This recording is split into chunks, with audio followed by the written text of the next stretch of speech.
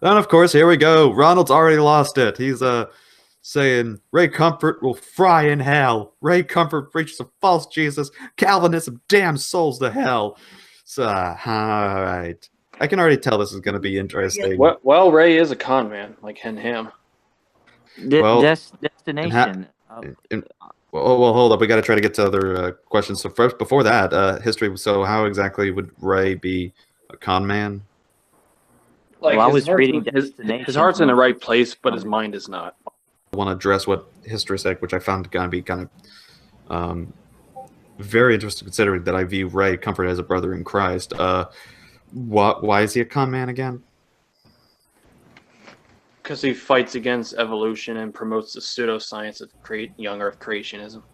And that's so important. The fact that we have to focus on that concerning, when he's actually at least getting people saved and saving their souls with the gospel. Like, why do you waste so much time on Catholics? Well, because that's actually an essential issue. I believe the Roman Catholic Church damns souls to hell. There are brothers in Christ. I wouldn't view them as brothers in Christ. I would say that there are people in the church that are deceived and have fallen into apostasy. And the Catholic Church in Rome has done a good job in leading them to apostatize. So I don't view them as such because the Bible doesn't view their doctrine as sound, and in fact doesn't view Luther's doctrine as sound either, or Calvin's. Right, they don't view it as sound. The Catholics don't, but the Bible is what Luther affirmed, and that's where he was getting his doctrine. And he was also an anti-Semite. Right, and so were many generations of popes. What's your exactly? Point? So the point, and even then, even the judges, who eventually some of them were called the heroes of faith in Hebrews 11. Samson was a very wicked individual, not a role model for people to live by. Jephthah ended up making a rash vow and sacrificed his daughter. Which you rationalized. Now I changed my view on the matter, and there's a video that's going to be released either tomorrow or is going to be released Monday, depending on when I can get the editing done to show, why that's done. And then, of course, you have David, who ended up killing a man, having a man killed in war, so that he could then sleep with the dead man's wife. And so they did sins, but God still sees them as prophets and used them and still considers them righteous because of their faith, like certain and Catholics, such. Like many Catholics. There are some Catholics that will do that, but they're no longer Roman Catholics at that point. Concerning, there are some Catholics that I know that will say we deny papal primacy. We Catholics deny the papal infallibility. We Catholics affirm sola scriptura and sola fide. There are people that identify as Catholics that do this, but that means they're no longer Roman Catholics. They no longer affirm the doctrines of Rome. They just call themselves Catholics, but they affirm the doctrines of Protestantism. So these are people that would be that, and I wouldn't consider them Roman Catholics at that point. So what were you saying? Didn't you just go out of your way to try to explain to me about the whole Jephthah issue, and then you suddenly change your mind? Yeah, because that's able to happen because when we read the text, we can examine and change our mind and views, just like I used to be Arminian until I became a... I mean, that's pretty much what I was telling you. It wasn't about a temple vow. Right, and I changed my mind after doing the research.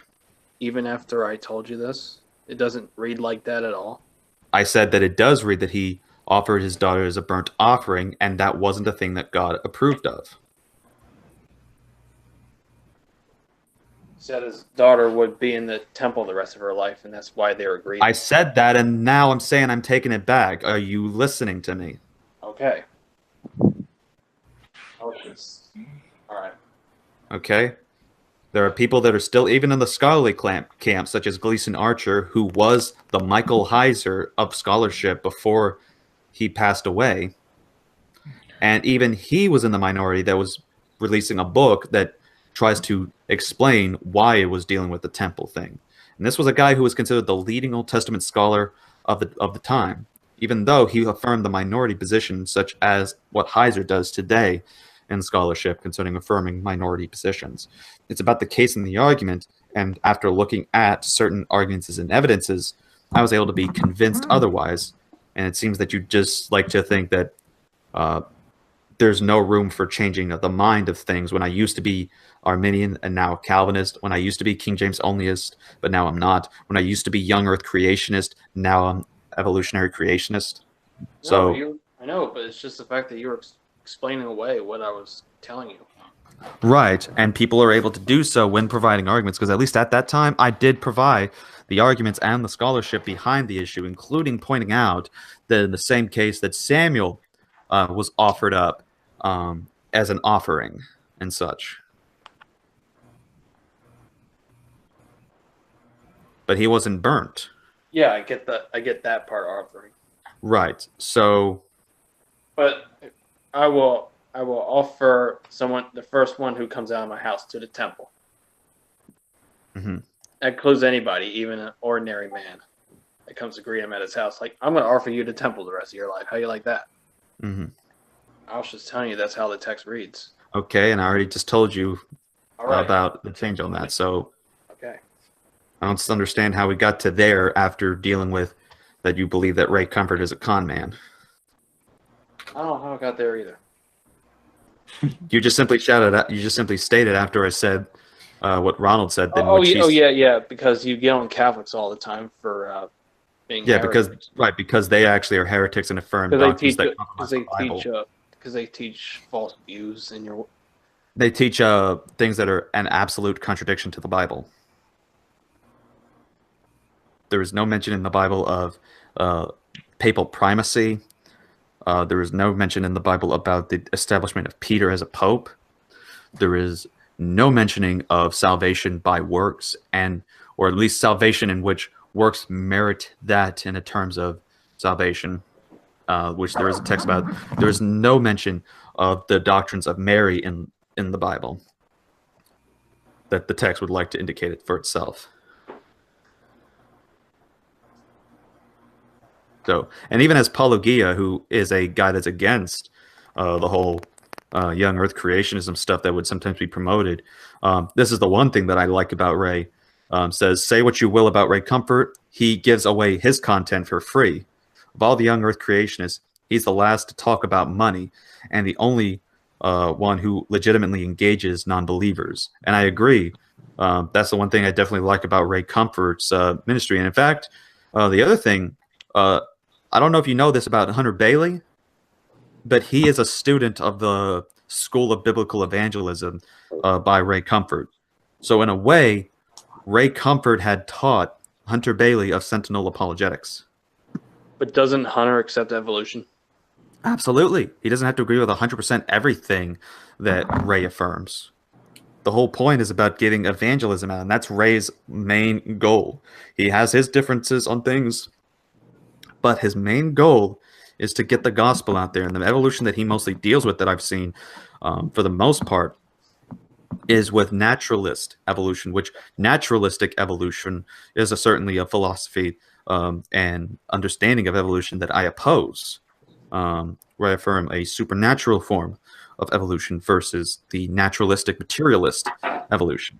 Naturalist materialist evolution is false. Well, there you go. At that point, then you agree with Ray Comfort on something.